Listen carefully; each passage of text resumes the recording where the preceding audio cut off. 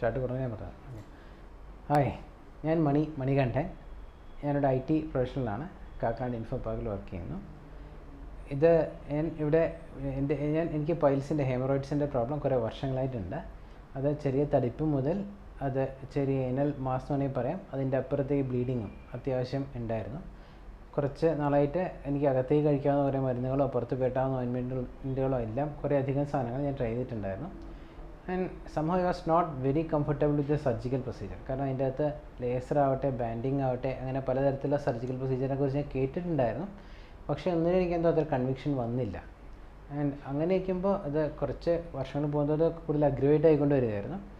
ഒരു ഒട്ടും പറ്റാത്തൊരവസ്ഥയിലേക്ക് ഞാൻ എത്തി. ഒത്തിരി ബ്ലീഡും ഒത്തിരി നടക്കാൻ പോലും പറ്റാത്തൊരവസ്ഥയും അങ്ങനെ അവസ്ഥയിലേക്ക് ഞാൻ എത്തി. ആ പോയിന്റിലാണ് ശരിക്കും പറഞ്ഞാൽ ഞാൻ ഈ വെയിൻ മിറാക്കിൾസ് എന്ന് പറയുന്ന ഹോസ്പിറ്റലിനെ കുറിച്ചും ഡോക്ടർ കിഷോറിനെ കുറിച്ചും ഞാൻ കേൾക്കുന്നത്. ഞാനിവിടെ വന്നു, അദ്ദേഹത്തെ സംസാരിച്ചു. ഞാൻ അങ്ങനെ പ്രോസസ്സും കാര്യങ്ങളൊക്കെ പറഞ്ഞു തന്നു. സ്ക്ലീറോതെറാപ്പി, ഞാൻ അത്യാവശ്യം ബയോളജി എല്ലാം പോകുന്ന ഒരാളാണ്. സ്ക്ലീറോതെറാപ്പി അതിൻ്റെ പ്ലസും മൈനസെല്ലാം ഞാൻ വായിച്ചു, അദ്ദേഹം എനിക്ക് പറഞ്ഞു തരികയും ചെയ്തു. അതെല്ലാം കേട്ടിട്ട് I decide to go for surgery അല്ല, ചെറിയ പ്രൊസീജിയർ. അതൊരു സർജിക്കൽ പ്രൊസീജിയർ, ഒരു OP പ്രൊസീജിയർ മാത്രമാണ്. It's just 15-20 minutes. ഒരു പൈൽസിൽ സഹിക്കുന്ന വേദനയോ ബ്ലീഡോ അതൊക്കെ അങ്ങനത്തെ ഇതൊക്കെ നോക്കുമ്പോൾ അതിൻ്റെ അതൊന്നും തന്നെ ഇല്ല. ആ പ്രൊസീജിയറിലൊന്നും തന്നെ നടക്കുന്നില്ല.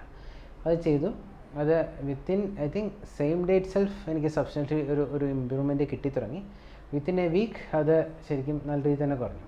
അതിനുശേഷം 1 വീക്ക് കഴിഞ്ഞ് റിവ്യൂ വന്നിരുന്നു. അദ്ദേഹം വീണ്ടും എന്നെ നോക്കി, വീണ്ടും കുറച്ചുകൂടെ ഒക്കെ ചെക്ക് ചെയ്തു. ഒരു പ്രശ്നങ്ങളൊന്നും ഉണ്ടായിരുന്നില്ല.